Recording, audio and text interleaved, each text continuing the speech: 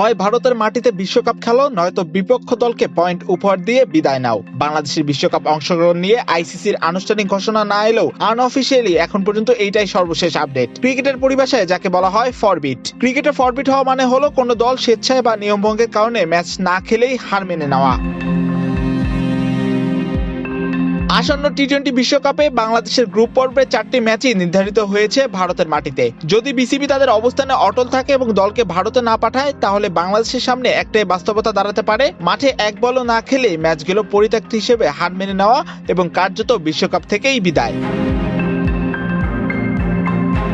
এখন পর্যন্ত আইসিসি এই বিষয়ে কোনো আনুষ্ঠানিক ঘোষণা দেয়নি, তবে ইতিহাস বলছে রাজনৈতিক বা নিরাপত্তাজনিত আপত্তির কারণে বিশ্বকাপের ভেন্যু পরিবর্তনে বরাবরই অনড় থেকেছে ক্রিকেটের সর্বোচ্চ নিয়ন্ত্রক সংস্থা। ফলে দলগুলোর সামনে বিকল্প থাকে মাত্র দুটি পথ: খেলায় অংশ নাও অথবা সরে দাঁড়াও। বিশ্বকাপ ক্রিকেটে অন্তত 4টি বড় ঘটনা রয়েছে যেখানে রাজনৈতিক কারণে সরাসরি ম্যাচ পরিত্যাগ ও পয়েন্ট বন্টনের মাধ্যমে টুর্নামেন্টের গতিপথ পাল্টে দিয়েছে। 2003 বিশ্বকাপে কেনিয়ার নাইরোবিতে অনুষ্ঠিত হওয়ার কথা ছিল নিউজিল্যান্ড কেনিয়া গ্রুপ ম্যাচ, তবে নিরাপত্তাজনিত সংখ্যায় নিউজিল্যান্ড সরকার ভ্রমণ সতর্কতা জারি করলে সফর বাতিল করে নিউজিল্যান্ড ক্রিকেট বোর্ড।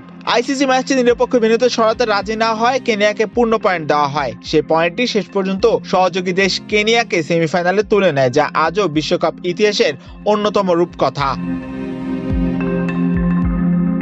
একই বিশ্বকাপে আরেকটি আলোচিত ঘটনা ঘটে ইংল্যান্ড ও জিম্বাবুয়ের ম্যাচকে ঘিরে। হারারেতে অনুষ্ঠিত হওয়ার কথা থাকা ম্যাচটি খেলতে অস্বীকৃতি জানায় ইংল্যান্ড। সেই সময় জিম্বাবুয়েতে রাজনৈতিক সহিংসতা, মানবাধিকার লঙ্ঘন এবং নিরাপত্তা সংখ্যা চরমে ছিল। আইসিসি এখানেও ভেন্যু বদলের প্রস্তাব নাকচ করে দিলে জিম্বাবুয়ে পয়েন্ট পায়, আর ইংল্যান্ডের সেবারে বিশ্বকাপ যাত্রা পড়ে যায় বড় চাপে।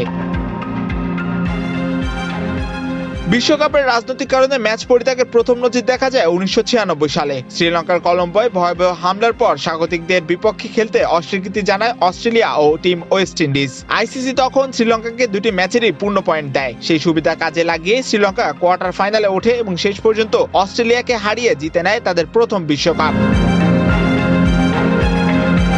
এই নজিরগুলো একসঙ্গে একটি কথাই মনে করে দেয়: ভূ রাজনীতি যখন ক্রিকেটের দরজায় কড়া নাড়ে, তখন আইসিসি সাধারণত সূচি ও আয়োজক দেশের অবস্থানে অনড় থাকে। অংশ নিতে না চাইলে দলের সামনে বিকল্প থাকে না বললেই চলে, আর তার মাসুল দিতে হয় প্রতিযোগিতার ফলাফলেই। মাহিউজ্জামান, বাংলাদেশ প্রতিদিন।